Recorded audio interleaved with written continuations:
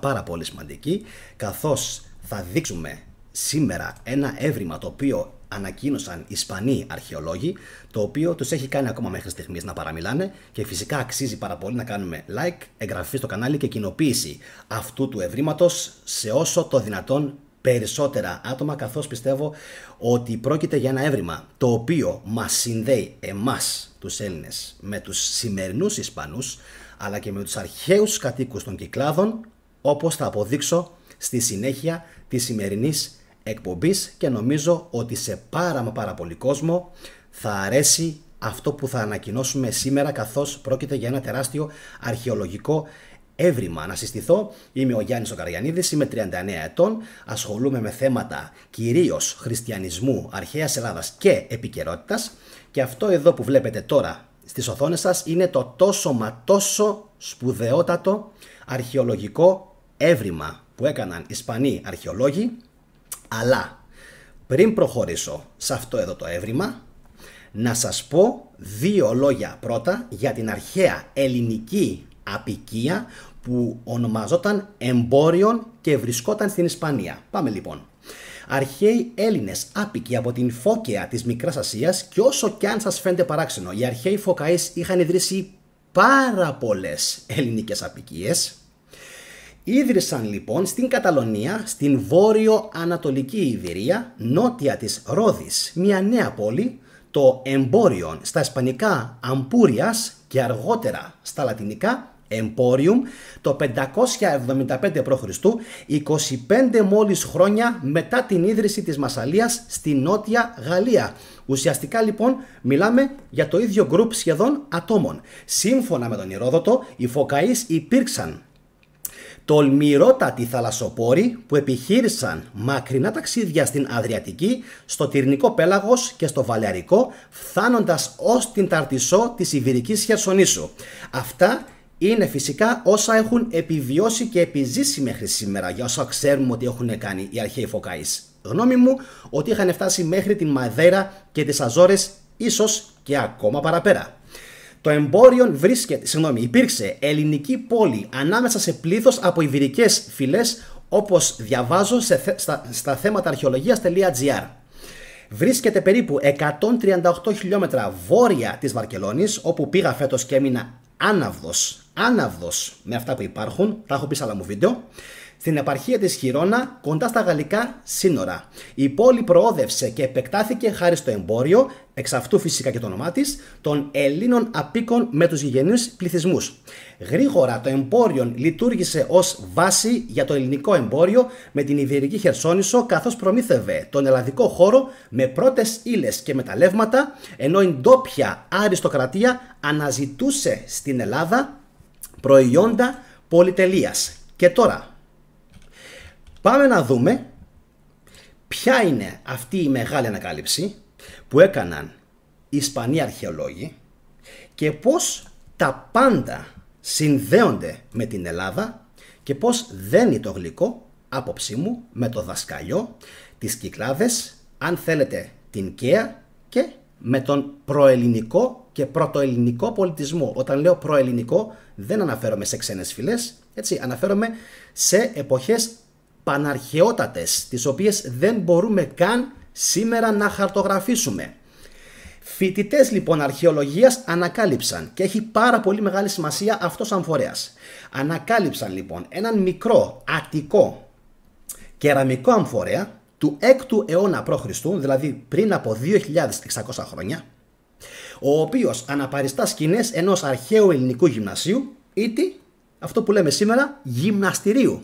Οι αρχαιολόγοι πιστεύουν ότι πρόκειται για μια προσφορά προς τους θεούς, και ο αμφορέας θαύτηκε, προσέξτε λίγο, θαύτηκε ο αμφορέας ενώ χτιζόταν ένα από τα πρώτα σπίτια στο εμπόριο, σύμφωνα με τον Περ Καστανιέρ, αρχαιολόγο που συμμετέχει στην ανασκαφή. Όπα, να βάλω μια άνω τελεία.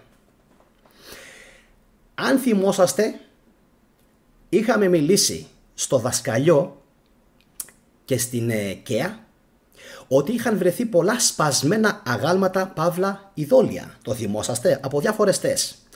Γνώμη μου λοιπόν και η εικασία μου είναι ότι αυτά τα ειδόλια ήταν κάποτε στις βάσεις των σπιτιών, τα οποία φυσικά γκρεμίστηκαν ένεκα πολέμων, ένεκα καταστροφών και ένεκα διαφόρων άλλων αιτιών που δεν μπορούμε να γνωρίζουμε. Να σας πω μονάχα ότι στο δασκαλιό και στην Καία τα ευρήματα είναι από το 3.500 μέχρι 2.500 π.Χ. Είναι καταπληκτικό λοιπόν το πως αυτή η ελληνική παράδοση κράτησε μέχρι το 600 π.Χ. και όπως θα αποδείξω σε λιγάκι, γι' αυτό μείνετε μαζί μου, συνεχίζεται μέχρι και σήμερα στην Ισπανία. Και αυτό είναι κάτι το οποίο τρέλανε φυσικά τους αρχαιολόγους, οι οποίοι δεν μπορούν να πιστέψουν πως είναι δυνατόν να συνδέονται τόσο πολύ με τους αρχαίους Έλληνες. Και όμως συνδέονται. Θα τα πει ο ίδιος ο αρχαιολόγος όμως σε λιγάκι. Πάμε να δούμε τι άλλο έχει να μας πει αυτός ο άνθρωπος. Περ Καστανιέρ. Ο αρχαιολόγος που συμμετείχε στις ανασκαφές στο εμπόριο τονίζει: το έβριμα αυτό εξηγεί μία από τις πρακτικές που υιοθέτησαν οι πρώτοι Έλληνες του εμπορίου στο χτίσιμο των σπιτιών τους. Και το ανέφερα πριν. Είναι πανάρχαιο, για μένα τουλάχιστον. Πανάρχαιο σαν έθιμο. Οι αρχαιολόγοι πιστεύουν πως το έβριμα χρονολογείται στο 600 π.Χ. Και ότι θαύτηκε όταν κατασκευάστηκε ένα από τα πρώτα σπίτια της Νεαπόλεως. Και συνεχίζει: ο Αμφορίσκος εξηγεί ένα προγονικό έθιμο που υιοθετήθηκε από τους πρώτους Έλληνες πριν από 2.500 και πλέον χρόνια και το οποίο επιβιώνει μέχρι σήμερα, μας λέει. Θα έρθει όμως σε λιγάκι να μας πει γιατί. Το Αγγείο αναπαριστά ένα γυμνάσιο, το μέρος ουσιαστικά όπου εκπαιδεύονταν οι νέοι άνδρες της αρχαίας Αθήνας για να ενδυναμώσουν το σώμα και το πνεύμα τους. Δείχνει τη μαύρη σιλουέτα ενός δρομέα σε δυναμική στάση, πλαισιωμένο από δύο μορφές που τον παρακολουθούν. Έχει στενό θώρακα και ανάμεσα στα αντικείμενα που κρέμονται από πάνω του διακρίνεται ένας δίσκος. Στην αρχαιότητα τα Αγγεία οι αμφορείς περιείχαν διάφορα αρωματικά έλαια.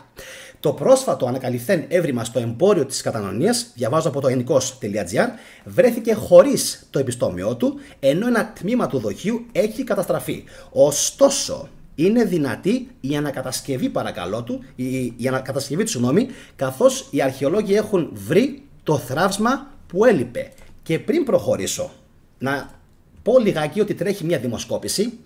Τελικά, γιατί αγαπάμε τόσο πολύ τον αρχαίο ελληνικό πολιτισμό? Γιατί? 22% μέχρι στιγμής ψηφίζει για την τέχνη και τον πολιτισμό, 32% για τις ιδέες και τα ιδανικά, 31% για τη φιλοσοφία και τις επιστήμες και 15% για τον τρόπο που ζούσαν. Και φυσικά θα μπορούσα να βάλω όλα τα παραπάνω, αλλά δυστυχώς δεν μου δίνει επιπλέον περιθώριο δυστυχώς ο αλγόριθμος στο YouTube. Εσείς όμως, μόλις τελειώσει η εκπομπή, κάτω στα σχόλια γράψτε μου για ποιο λόγο αγαπάτε τόσο πολύ την Ελλάδα. Ποιος είναι ο λόγος για τον οποίο οι σημερινοί Έλληνες τρέφουν τόσο μεγάλο σεβασμό, και φυσικά και οι ίδιοι Ευρωπαίοι, για την αρχαία Ελλάδα, και τι είναι αυτό τελικά που μας κάνει να αναπολούμε τόσο πολύ τον αρχαίο ελληνικό πολιτισμό. Και εδώ είναι πάλι το έβριμα ακριβώς όπως βρέθηκε, προσέξτε λίγο την μαγική λέξη, εντυχισμένο στη βάση, ουσιαστικά στο θεμέλιο του σπιτιού. Και για τη λέξη θεμέλιο και πόσο μεγάλη σημασία είχε για τους αρχαίους και πόσο μεγάλη σημασία έχει σήμερα για τους Ισπανούς, θα φτάσουμε σε λίγα λεπτάκια. Κάντε ακόμα λίγη υπομονή. Πάμε λοιπόν. Το έβριμα θα μεταφερθεί σε εργαστήριο όπου θα μελετηθεί το χώμα που έχει εναποτεθεί μέσα του για να βρεθεί τι περιείχε. Αν περιείχε λάδι ή κάποιο άλλο υγρό, ο πυλός θα είχε λογικά εμποτιστεί και έτσι θα μπορέσουμε να ταυτοποιήσουμε το περιεχόμενο, λέει ο Καστανιέρ. Ουσιαστικά μας λέει ότι θα μπορέσουν οι αρχαιολόγοι να αποδείξουν μέχρι και τι υλικό βάζανε οι αρχαίοι Έλληνες μέσα στον αμφορέα ως προσφορά στους θεούς. Καταπληκτικό. Συνεχίζουμε όμως. Η ανακάλυψη έγινε από φοιτητές του τμήματος αρχαιολογίας, μια ομάδα από περίπου 30 φοιτητές από την Καταλωνία, την Ισπανία καθώς και το εξωτερικό, οι οποίοι πραγματοποίησαν έρευνα σε διάφορες περιοχές του βόρειου τμήματος της ελληνικής πόλης. Το ακριβές σημείο λοιπόν της ανακάλυψης είναι στη βάση του τοίχου ενός από τα σπίτια που σας έδειξα μόλις πριν από λίγο. Το σπίτι, όπως έλεγα και πριν, χρονολογείται στο 2000, συγγνώμη, πάντα θέλω να πω 2.600 χρόνια πριν και είναι το ορθόν, ή αλλιώς το 600 π.Χ. και ήταν ένα από τα πρώτα σπίτια που χτίστηκαν στην περιοχή της Νεάπολης. Και τώρα μπαίνουμε στο, για μένα τουλάχιστον, κερασάκι της σημερινής εκπομπής, αυτό που λέμε το κερασάκι στην τούρτα, καθώς θα αποδειχτεί ότι οι Ισπανοί σήμερα εξακολουθούν να τηρούν το αρχαίο ελληνικό έθιμο. Και στο μέλλον να είμαστε καλά, να έχουμε υγεία. Κάντε εγγραφή φυσικά όσοι θέλετε, like στο βίντεο και φυσικά κοινοποίηση. Θα πούμε πολλά για τους Ισπανούς. Από πού κατάγονται. Γράψτε μου στα σχόλια τι πιστεύετε για τους Ισπανούς και θα σας πω εγώ στο μέλλον με δικό μου βίντεο τι πιστεύω για τους Ισπανούς. Πάμε όμως να συνεχίσουμε. Αυτό που έχει αφήσει άφωνους τους αρχαιολόγους. Λέγαμε λοιπόν πριν πως μία από τις πρακτικές που ακολουθούσαν οι πρώτοι Έλληνες του εμπορίου στην οικοδόμηση των σπιτιών τους ήταν αυτό ακριβώς το έθιμο.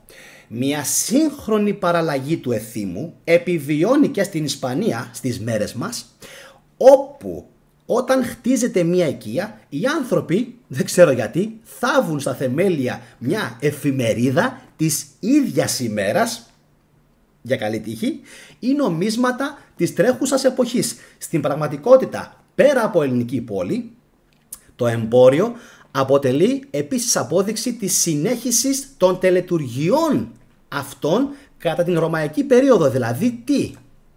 Όταν ουσιαστικά λίγο πολύ άρχισαν οι Έλληνες να ψιλοαπομακρύνονται από την περιοχή, έτσι, οι Ρωμαίοι, για λόγους που δεν ξέρω αν έχουν να κάνουν με τον πόλεμο ή όχι, ή με την κατάκτηση αν θέλετε της κυρίως Ελλάδος, λοιπόν οι Ρωμαίοι συνέχισαν αυτό το έθιμο και φυσικά μέχρι και σήμερα το συνεχίζουν και οι Ισπανοί.